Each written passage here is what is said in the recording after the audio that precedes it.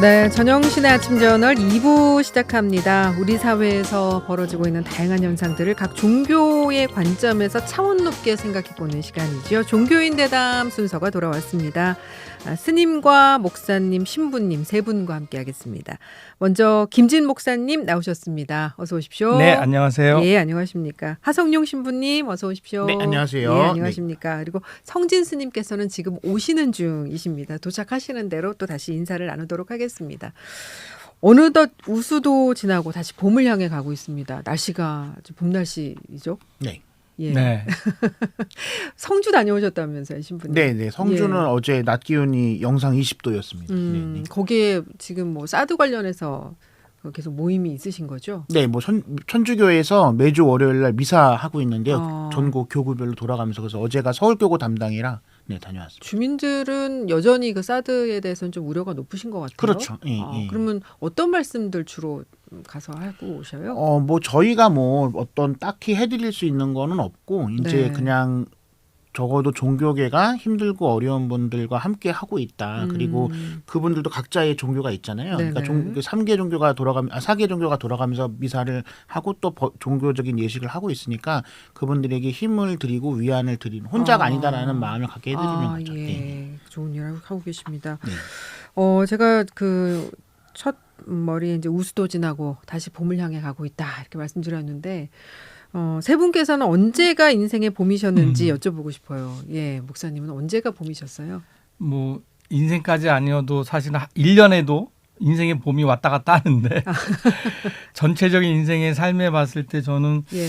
그 독일 유학 시절이 아닌가 생각이 들어요. 왜 그렇게 느껴지냐면 네네. 그때 그 가장 그 행복했던 것 같아요. 독일 행복했다는 유학을 거냐면 언제 다녀오셨죠? 한 30년 전이죠. 그때 92년도. 연세가 92년도인데 그때 이제 마음껏 공부할 수 있었고 네. 물론 이제 여러 가지 어려움이 없지 않았지만 그래도 가장 자유롭게 공부에 매진할 수 있었고 또 젊었고 또 그때가 신혼이었어요. 네. 네, 그러다 보니까 또 기억 속에 봄 같은 기억으로 남네요. 네. 인생의 봄은 독일 네. 유학 시절. 네. 너무 낭만적이신 것 같아요. 예.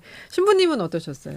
저는 신학교에 입학했을 때가 가장 제 인생에서 봄날 같은 때가 아니었을까 해서 신학교 입학하기 전까지는 여러 가지로 좀 이렇게 어려움이 많았거든요. 삶에. 네. 예, 근데 이제 신학교에 입학하고 나서는 적어도 삶에 있어서의 어려움은 해소됐다라기보다는 많이 없어지지 않았나. 예, 알겠습니다. 네. 자, 본론으로 들어가겠습니다. 지난주에 이런 일이 있었어요. 대전에 있는 카이스트 학위 수여식에 윤석열 대통령이 참석을 해서 축사를 하는 도중에 축사를 듣던 한 졸업생이 이제 R&D 예산 삭감에 대해서 좀 항의를 하면서 목소리를 높여서 비판을 했는데 이제 대통령실 경호원들에 의해서 정말 무지막지하게 이른바 이제 입틀막이라고 하죠. 입이 틀어막혀서 강제로 이렇게 또 끌려 나가는 일이 발생을 했습니다. 당사자는 이제 졸업생 자격으로 참석을 한 녹색정의당 대변인으로 확인이 됐는데요. 얼마 전에 진보당 강성희 의원도 또 비슷한 일이 있었잖아요. 윤석열 대통령에게 국정기조를 바꾸시라는 요구를 했다가 사지가 들려서 퇴장당하는 일도 있었는데, 근데 연속해서 이런 일이 벌어지면서 이제 과잉 경호 논란도 일고 있고, 근데 이에 대해서 대통령실은 이제 원칙에 따른 것, 경호 원칙에 따른 것이다 이런 입장을 되풀이했습니다. 이 사안 어떻게 보세요, 목사님? 이 사안 그 자체 그러니까 그 학생이 그런 소리를 들으면서까지 자신의 그 뜻을 밝힌 그런 사건 자체보다도 이 사건을 보면 저는 굉장히 슬펐던 것이 우리나라의 어떤 지금 현재 문화가 굉장히 소통의 부재다라는 생각을 다시 한번 하게 됐어요. 예. 그러니까 자신의 뜻을 전달할 수 있는 방법이 막혔기 때문에 이 학생은 그 현장에서 그런 그 방법을 통해서 대통령이 자신의 뜻을 밝히지 않았나. 그러니까 만약에 정상적인 소통의 방법이 있고 또 그것이 전달이 되고 그래서 어떤 그 의견들이 그런 대통령한테 갈 수 있다라고 확신 들었다면 그 방법 쓰지 않았겠죠. 이제 그런 것을 감안할 때 우리나라의 지금 현재 사회에 또 정치 또는 여러 가지 그 시민 또 여러 가지 의견들이 소통이 되지 않고 있지 않나라는 생각을 다시금 하게 됐고요. 예, 예. 일단 그 장면을 보면서 저는 사실 굉장히 슬펐어요.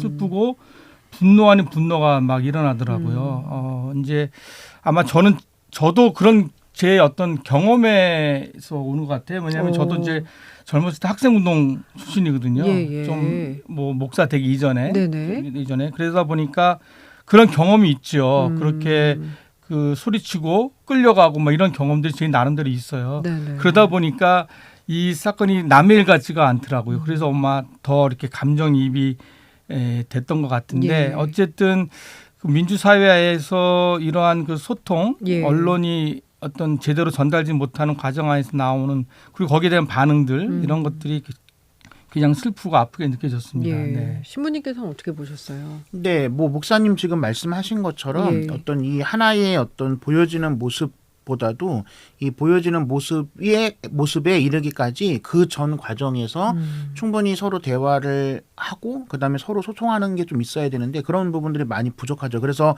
이제 모든 종교가 이제 뭐 천주교식으로 얘기하면 이제 보편제한 기도라고 해서 미사 때 특별히 우리가 기도해 줘야 되는 대상들을 위해서 기도할 때 이제 정치인들을 위해서 보통 정치인 또는 뭐 위정자들을 위해서 기도할 때 이제 국민의 목소리 아니면 가난하고 힘없는 사람들의 목소리에 많이 귀 기울였으면 좋겠다라고 이제 자주 기도를 하거든요. 네. 근데 그런 부분들이 평소에 잘 이루어졌다고 한다면은 뭐 이 장소에서는 그렇게 안 될 수도 있지만 이제 그런 것이 되지 않기 때문에 이 장소가 아니면 이런 얘기를 할 수가 없다라는 인식이 있으니까 예, 예. 그런 모습들이 현상으로 나타나는 게 아닌가 합니다. 아, 사실 대통령이 이제 신년 기자회견을 하지 않은 거에 대해서도 지적이 많이 있었잖아요. 신년 기자회견을 했다면 당연히 기자들 중에 R&D 예산 관련한 질문이 나왔을 거고 그 자리에서 대통령이 좀 납득이 갈 수 있는 어떤 좀 설명을 내놨더라면 이런 일까지 벌어지지 않았을까 좀 아쉬운 대목이 아닌가 싶습니다.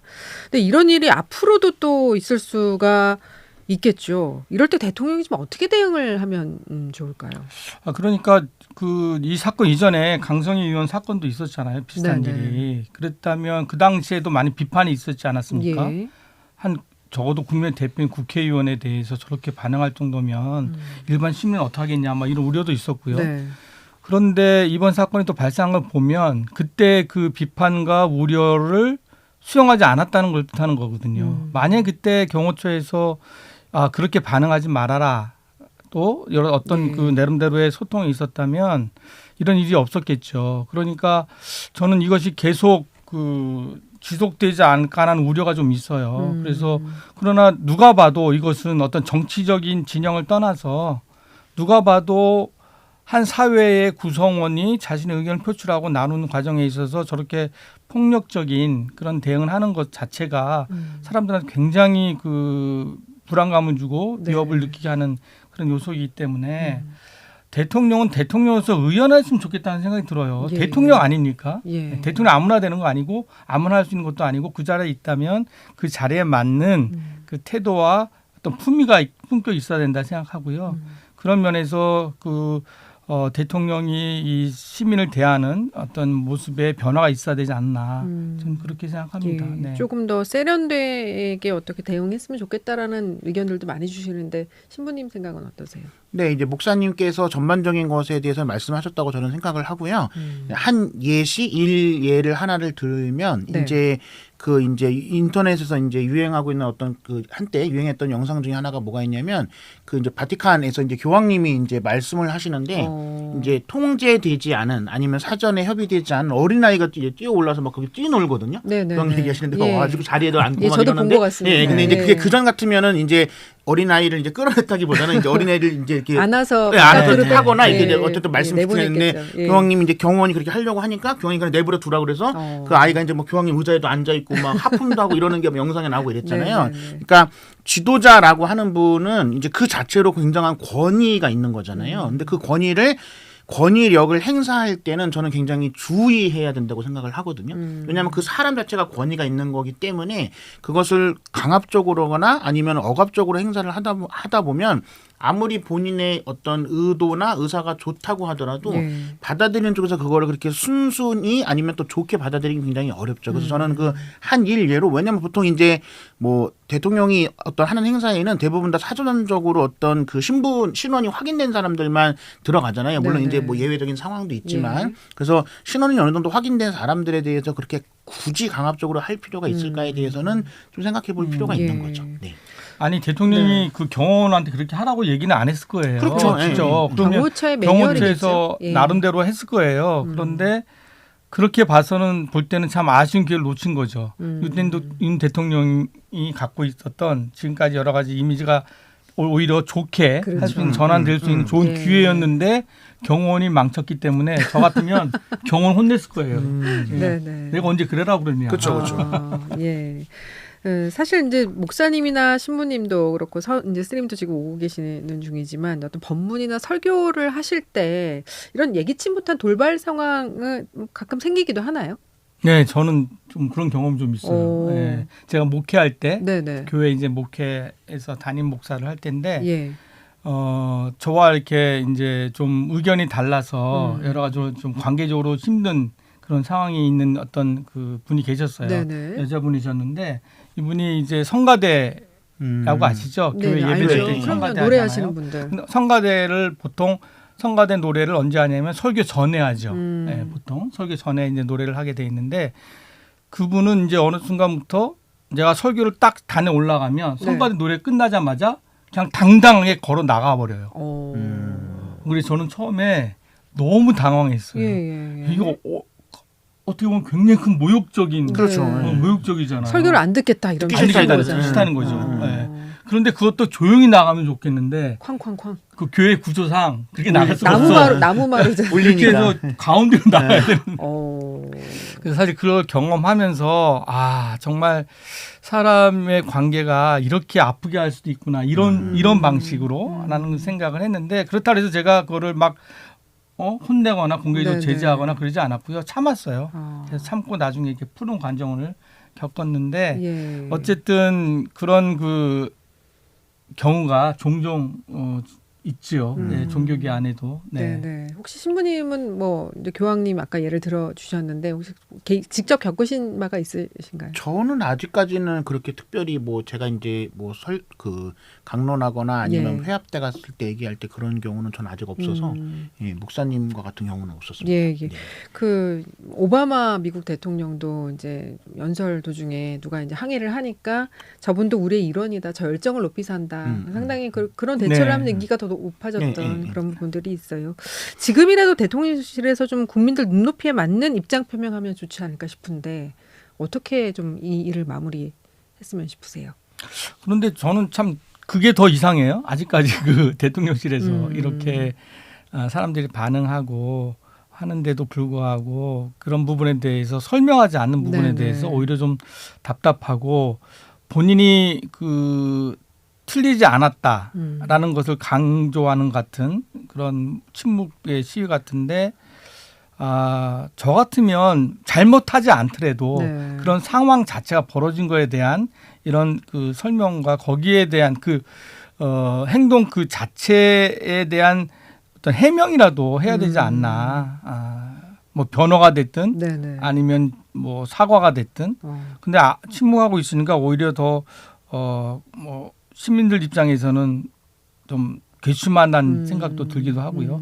무시당하는 기분 들죠. 그러니까 예. 이 사건이 중요한 것은 어떤 그 개인 한 사람의 문제가 아니라 전체적으로 이 지금 사회가 또는 이 정부가 시민을 어떻게 대하느냐에 대한 하나의 예시 같은 게 있어서 예. 징표 같은 어떤 모습이어서 우리 시민들이 더 거기에 대해서 화가 나고 있는 것 같아요. 예, 네. 사실 그 끌고 나간 그 경호원들 복장이 졸업생들 복장을 네, 입고 잠복을 네. 잠복 경호를 하는 그런 그래서 왜 졸업생들이 저렇게 빨리 막 엄청 빨리 움직이더라고요. 아주 일사천. 네. 그래서 뭐 이게 무슨 일인가 때 알아봤더니 이게 이제 잠복하는 그렇죠. 경호원이었던 건데 근데 사실 졸업식의 주인은 졸업생인데 어떻게 보면 외빈이 축사하는 도중에 좀 항해했다고 주인공이 실려나가는 일. 그 동문들 항해도 상당하더라고요. 네, 예, 좀 어떻게 이번 일 마무리됐으면 좋겠다고 보세요?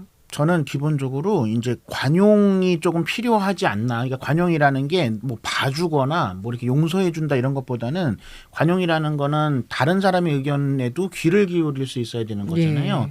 그러니까 예를 들어서 무슨 뭐 행사의 시작부터 끝까지 처음부터 끝까지 계속 그랬다고 한다면은 뭐 그거야 이제 뭐 제재할 수 있겠지만은 내가 어떤 이야기를 하는 데 있어서 뭐 누가 예를 들어서 이런저런 얘기를 한다고 하더라도 아까 목사님 잠깐 말씀하신 네. 것처럼 뭐 저 사람을 끌어내라 오지 마라 이렇게 하는 것보다는 그러니까 이런 표현은 그렇지만 본인이 하고 싶은 얘기를 해라 나도 내가 하고 싶은 얘기 하겠다라는 마음을 가지는 게 어떤 진정한 관용의 모습이 아닐까. 네. 네. 알겠습니다. 자, 다음 주제로 넘어가겠습니다. 이 얘기도 좀 해봐야 될 것 같아요. 정부가 이제 의대 정원을 늘리겠다라고 밝히면서 전공의들이 집단 행동에 들어갔을 것 같습니다. 의대 정원이 이제 20년 가까이 19년 동안 3,058명으로 동결이 됐다가 이번에 2,000명을 더 늘리기로 한 건데요. 사실 이제 의대 정원 확대는 문재인 정권에서도 필요성이 제기가 돼서 이제 증원 추진했다가 이제 코로나 상황에 막혀서 철회를 한 건데 이제 대한의사협회에서는 대규모 파업 지금 이제 이미 뭐 시작이 됐고 전공의들도 이제 집단 사직서 내고 오늘부터 이제 진료 거부하고 있는 상황인데요. 그야말로 의료 공백, 의료 대란이 우려되는 상황입니다. 이번 사태 어떻게 보세요? 제가 30년 전에 유학을 했다 그랬잖아요. 제가 독일 처음 갔을 때 가장 놀랬던 것이 그 변호사 사무실이 그렇게 많은 것이 참 놀랐어요. 동네 그 길을 가다 보면 예. 그 변호사라는 간판이 너무 많이 걸려 있는 거예요. 그래요. 근데 그 당시 우리나라 그 변호사 인력이 지금처럼 법률 대학원을 통해서 하는 것이 아니라 네. 소위 말하는 고시 그렇죠. 그래가지고 굉장히 제한적이었거든요. 예. 그러니까 변호사가 굉장히 찾기 힘들었던 그래서 일반 시민들이 변호 업무를 받기가 그렇게 어렵다고 인식되던 시절이었어요. 그런데 독일을 갔더니 변호사가 예. 그렇게 많았어요. 저는 기본적으로는 의사들이 확충돼야 된다는 거에 대해서는 정말 전적으로 동의를 하고요. 예. 그런 부분에 대해서 아마 사회적인 나름대로의 어떤 공론이 형성돼 있다고 봐요. 지금 현재 OECD 국가 안에서도 가장 좀 낮은 그런 그 의사 충원율이기 때문에 맞습니다. 그런데 이제 문제는 예. 이렇게 2,000명이라는 그러니까 현재 3,058명인데 2,000명이라는 숫자, 그러니까 60%가 넘는 숫자를 갑자기 충원한다? 저는 이것은 사실은 굉장히 비합리적이고 비상적인 거죠. 예. 그래서 증언에 대한 그 동의는 하지만 이렇게 갑자기 많은 수를 증가할 수 있는 것은 사실은 오히려 의사들의 현재 의과대의 반발을 불러일으킨 요인이 되지 않나. 좀 더 네. 합리적인 숫자가 필요하다. 개인적으로 생각합니다. 늘리는 거는 맞지만 단계적으로 네. 좀 증원을 해야 된다는 말씀이세요. 사실 이제 OECD 평균이 그 인구 1,000명당 임상 의사 수가 3.7명인데 우리나라는 인구 1,000명당 2.6명, 멕시코가 2.5명인데 그 다음으로 적다고 합니다. 그래서 의사 수 증원은 사실 필요한데 신부님은 이번 사태 어떻게 보고 있으세요? 저희 이제 제가 이제 하는 그 이제 업무 분야에 예. 전문 위원으로 의사 선생님이 계세요. 근데 그 의사 선생님한테 이제 뭐 이번 건뿐만 아니라 여러 가지 이제 의료 현실에 대한 그 이야기를 들은 적이 있었는데 네. 이제 이번 건에 대해서는 그 의사 선생님이 증언하는 거는 맞다. 의사를 증언하는 거는. 근데 현재의 방식으로 증언하는 거는 이제 문제를 해결한다기보다는 문제를 더 복잡하게 만들 수 있다라는 그 얘기를 하시는데 특별히 이제 의사 증언에 대해서 어쨌든 국민들의 공감대 아니면 뭐 정부의 입장은 이제 필수 현장 특히 힘들고 어려운 현장에 의사가 없기 때문에 이제 의사를 늘려야 되겠다라는 거잖아요. 근데 예. 그 선생님 말씀은 이런 식으로 늘리게 되면은 그 더 심화될 수밖에 없어요. 소위 인기과라고 하는 곳에 의사들이 더 몰리는 거를 막을 수는 없다. 그래서 이제 그 선생님 얘기하시는 거는 그 일본이 이제 그런 방식이라고 하던데요. 네. 그 사관학교처럼 이제 의사들에게 학비를 다 대주는 거죠. 네. 대주고 이제 의무복무처럼 몇 년 동안은 어느 지역에 무슨 과에서 의무복무처럼 근무를 해야 된다라고 하지 않는 이상 시장 자율에 맡기는 것으로 해서 의사를 더 많이 만들어내게 되면 그 의사가 인기과에 더 몰리는 현상을 막을 수는 없다. 왜냐하면 내 돈 내고 내가 공부한 건데 정부에서 이래라 저래라 할 수 있는 게 아니잖아요. 그래서 네네. 그런 안전장치 그런 어떤 대책이 있는 상태에서 의사 증언이 돼야지 그렇지 않고 그냥 의사만 정원하게 되면 인기과에 몰리는 현상이 더 심해지기 때문에 그런 식의 의사 정원은 반대한다 그런 얘기를 하시더라고요. 예. 네. 우리나라 이제 상위 1%를 차지하는 특수총보다 이제 더 상위 연봉을 받는 사람들이 개원 의사들이라고 하더라고요. 그래서 우리 사회에 의대 쏠림 현상이 벌어지고 또 초등학교 때부터 사교육을 통해서 의대를 준비해서 의대에 진학한 학생들도 많다고 하고요.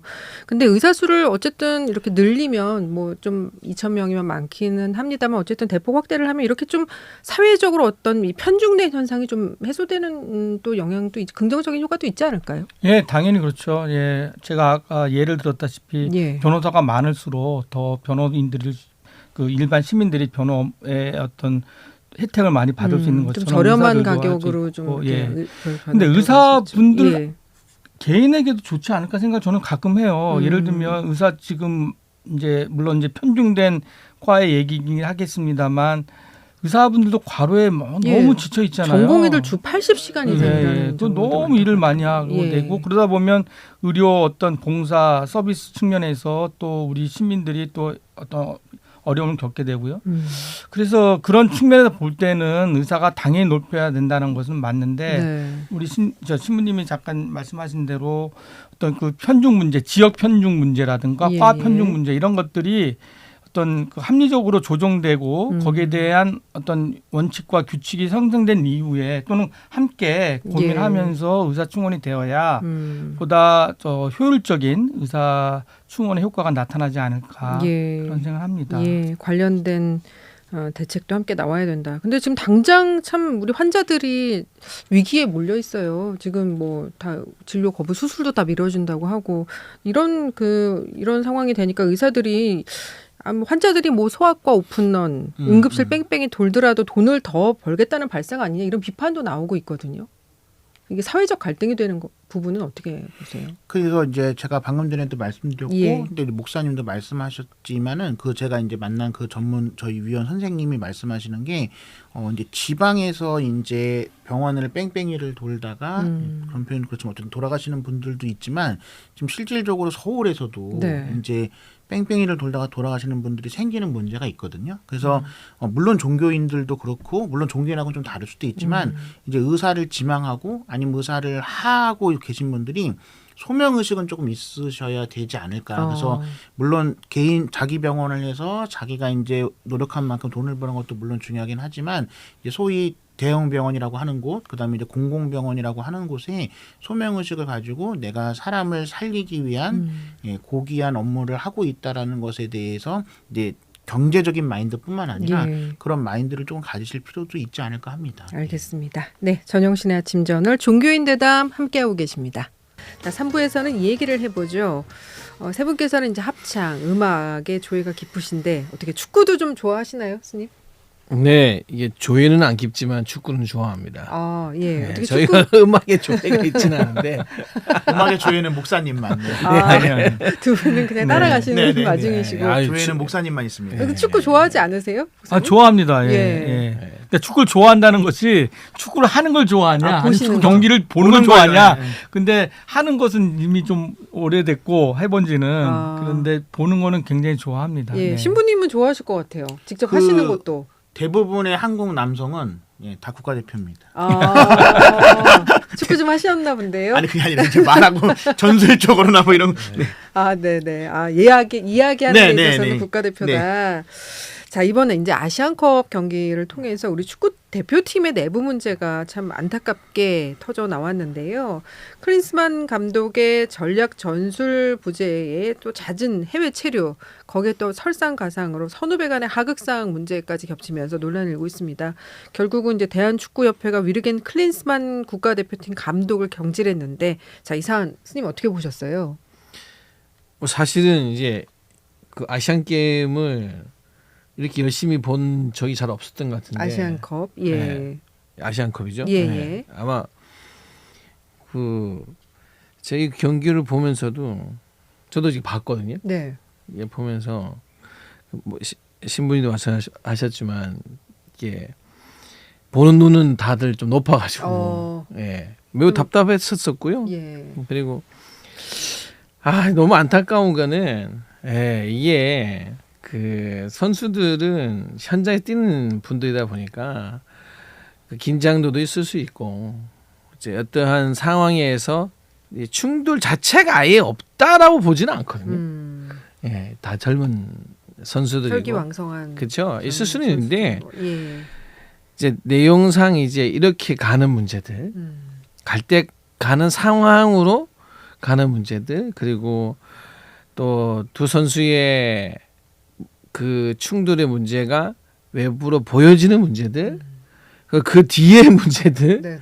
봤을 때는 여기는 이제 그래서 제가 뭐 저는 늘린 표현하지만 국가대표팀에 어른이 없었구나. 예, 이게 어른이 없다는 문제가 사실은 이런 문제로 많이 나오거든요. 어느 조직이든지.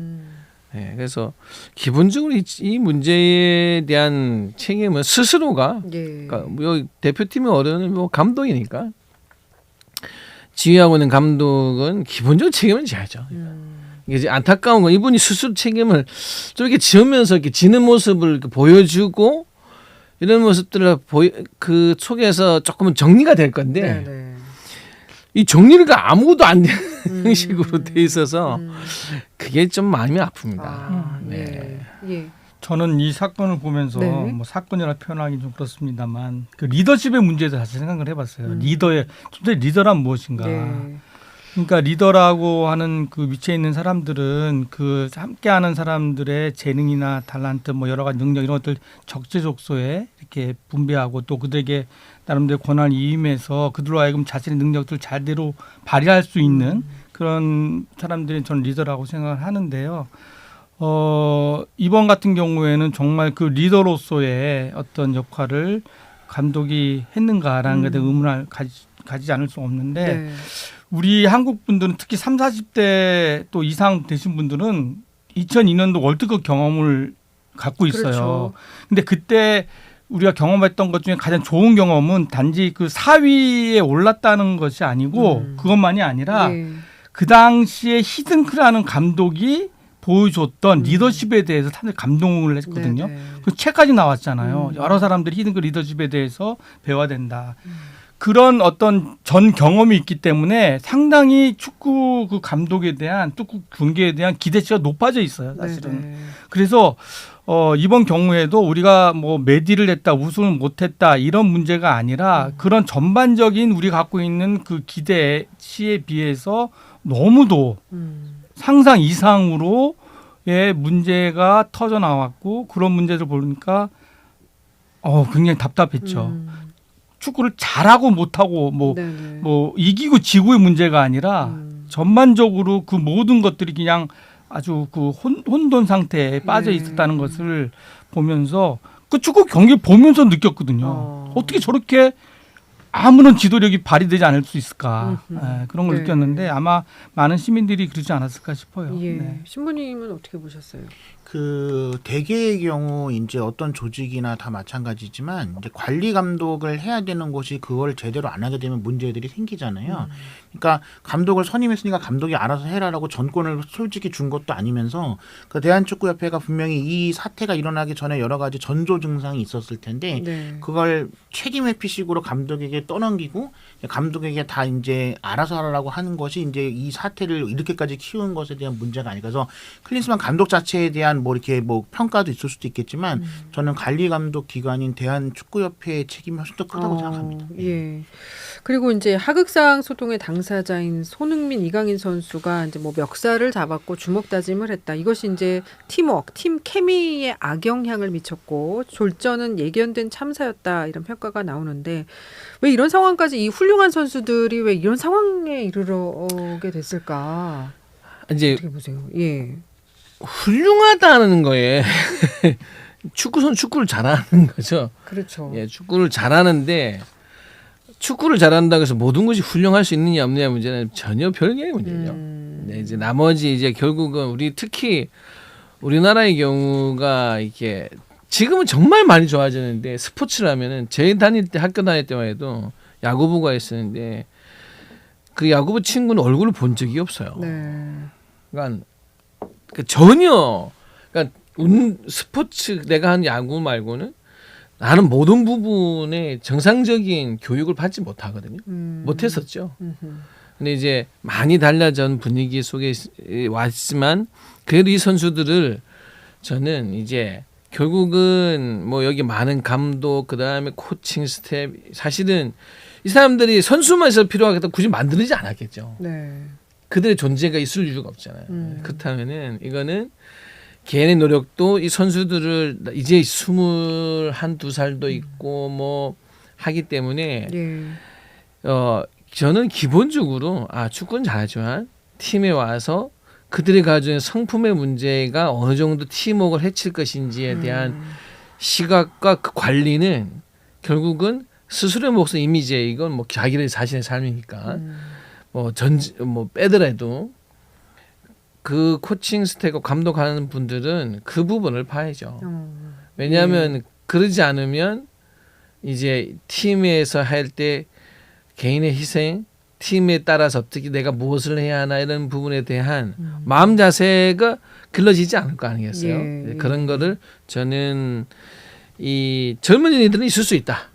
있지만 특히 개인의 인성의 문제에 있어서의 부분은 이런 대표팀뿐만 아니라 이런 팀 스포츠에서는 특히 코칭과 감독들이 지도를 해야 된다고 저는 봅니다. 예. 어떻게 보셨어요? 저는 그러니까 이 문제를 어떤 개인의 어떤 인성이나 뭐 품성의 이런 부분도 물론 얘기할 수 있겠습니다만 우리가 그렇잖아요. 어떤 공동체나 어떤 구조 안에 집단 안에 리더가 누구냐에 따라서 그 공동체원들이 어떤 성향들이 더 발휘되고 나타내냐 달라질 수 있잖아요. 네. 그러니까 이 당시가 지금 8강에 이긴 상태고 그렇죠. 사실 어떻게 보면 좋은 상태잖아요. 네네. 4강에 올라간 상태인데 우리가 모르는 그들 안에 엄청난 내부적인 어떤 갈등이 있었고 그러니까 갈등보다 분위기가 안 좋았고 그런 것들이 갈등을 표현했다고 생각이 들어요. 네. 그러니까 저는 이제 처음 말씀드린 대로 이런 모든 것들이 결국은 그 리더들 뭐 감독뿐만이 아니라 본체 리더들의 역량에서 드러난 것이 아닌가 생각이 들고 그래서 이걸 갖다가 너무 개인의 어떤 그 인성이나 품동으로 문제를 몰아가서 하나 또 몇몇 우리 선수들을 죽이는 것은 사실은 예. 좀 안타깝다 생각이 들어요. 예. 좀 뭐 이강인 선수 같은 경우에 자체 팀 안에서도 여러 가지 지금 안 좋은 그런 그 상황에 처한 것 같은데 네. 저는 그래서 이 문제를 조금 더 구조적으로 보고 조금 더 전체적으로 볼 필요가 있지 않나 그런 생각을 합니다. 예. 네. 네, 뭐 스님하고 목사님이 이제 코칭 스텝이나 감독에 대한 이야기를 하셨으니까 네. 이제 그 부분은 뭐 제가 더 말씀 안 드려도 될 것 같고요. 네. 이게 손흥민이라는 선수 자체가 그냥 국가대표를 오래 뛰고 나이 많은 선수다가 아니라 어쨌든 주장이잖아요. 네. 그 주장은 어쨌든 그 선수의 대표니까 선수의 대표가 이 개별 선수들에게 하는 이야기에 대해서는 들어야지만 그 주장의 권위도 쓰는 거고 주장 역할을 할 수 있는 거지. 예를 들어서 내가 마음에 안 들고 내가 안 뽑았으니까 주장 말을 안 듣겠다 이렇게 가는 거는 굉장히 곤란한 거죠. 네. 그러니까 꼭 이 사건뿐만 아니라 모든 스포츠 팀이 다 마찬가지지만 주장의 말을 안 듣는 팀치고 제대로 되는 팀은 없습니다. 예. 근데 이제 사실 우리 사회의 어떤 팬심에 대해서도 좀 한 번쯤 생각해 볼 필요가 있지 않나 싶은데요. 정치인도 그렇고 연예인 또 이번에 스포츠 선수도 그렇고 좋아하는 어떤 이제 공인에 대해서 과도하게 애정을 보내다가도 이제 말 한마디 삐끗하고 행동 하나 잘못하면 또 그 비난이 엄청나게 쏟아지잖아요. 이런 팬심은 괜찮은 건지 한 번씩 짚어봤으면 좋겠어요. 참 뭐 이게 좋아하는 마음 원래 불가해서 좋아하는 만큼 싫어할 수 있다. 네, 증오가 나오려면은 이제 또 애정도 있어야 나온다기 네. 때문에 글쎄 저는 내가 좋아했기 때문에 하는 만큼 실망이 크는 문제를 논할 수는 없죠. 왜냐하면은 그만큼 좋아했으니까 또 그만큼 싫어할 수는 있는데 다 너무 어린 선수들이잖아요. 네, 네. 그러니까 우리가 나이 22살 때 스스로를 좀 보면은 안타까운 거예요. 그러니까 제가 아까 초반에도 말씀드린 축구를 잘한다고 해서 이 선수들이 배울 게 없는 게 아니거든요. 축구만 배우는 게 아니라 아직 이 나이들은 훨씬 많은 것을 배워가면서 다듬어져야 될 사람들이잖아요. 네. 22살 나이에 그 20대 초반의 삶에서 충분히 실수도 할 수 있고 자충우도를 할 수 있는데 이 친구들에게도 이게도 이제 저는 이런 거죠. 더 성장할 수 있는 기회 속에서 야단을 치고 바로 잡으려고 하는 이유는 이 선수를 그러니까 삶을 우리가 좀 더 나아가기 위해서 한다는 생각으로 야단을 쳤으면 좋겠고 네네.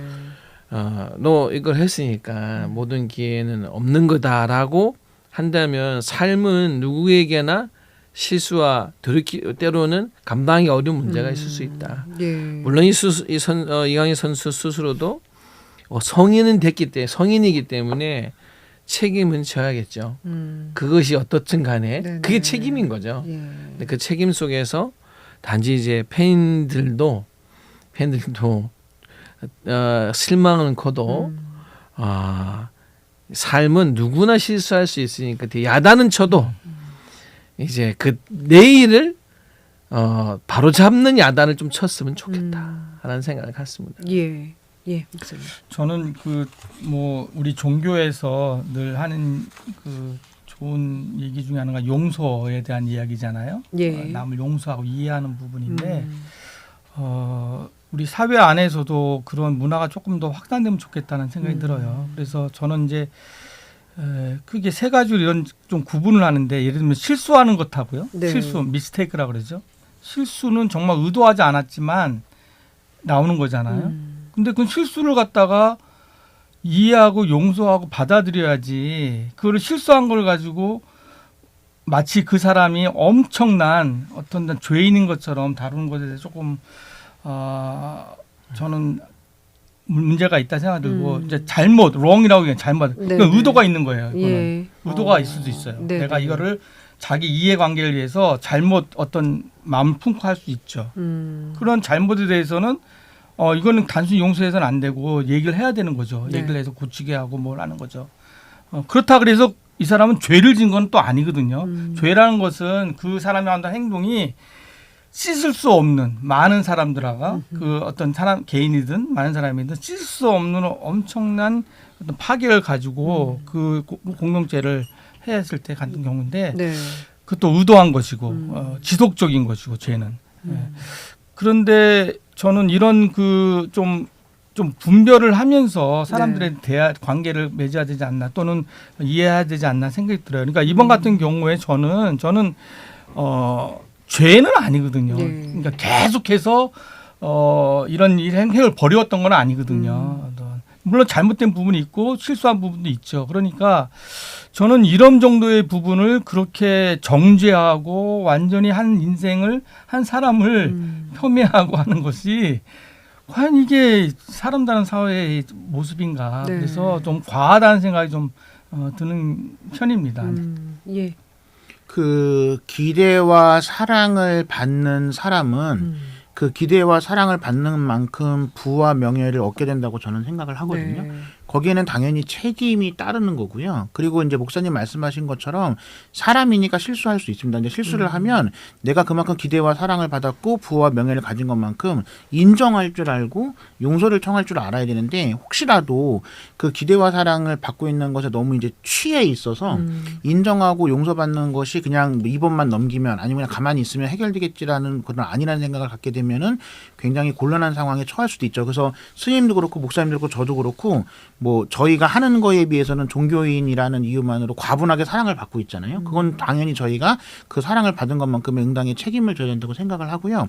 그래서 천주교에서도 이제 뭐 사제라고 해서 완벽한 건 아니니까 내가 뭐 잘못하거나 이랬을 때 인정을 하는 경우에는 이제 정직이라고 해서 사제 직무가 정직되는 경우가 있지만 예를 들어서 물론 너무 큰 잘못은 이제 아예 처음부터 면직으로 가지만 끝까지 자기 잘못을 인정하지 않고 책임 회피하거나 변명하고 이런 사람은 내용이 그 중에서라기보다는 그 모습 자체 때문에 이제 가끔 이제 면직되는 신부님이 있는 거는 이제 그런 모습이 있는 거죠.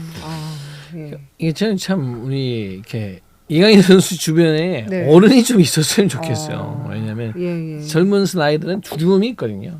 내가 이거를 그러니까 삶에 있어서의 어떤 부분이 잘못됐을 때 이걸 인정하면은 마치 어떤 것이 무너진다는 두려움이 있을 수 있어요. 이제 나이 겨우 22살, 네. 제가 알고 2살인가밖에 안 되는데 이제 주변 어른들이 그렇지 않다 보여주고 이럴 때는 앞으로 살면서 혹시 이런 문제가 생겼을 때는 무엇을 어떻게 스스로 마음을 가져야 되고 어떻게 세상 앞에 다시 서야 되나를 네네.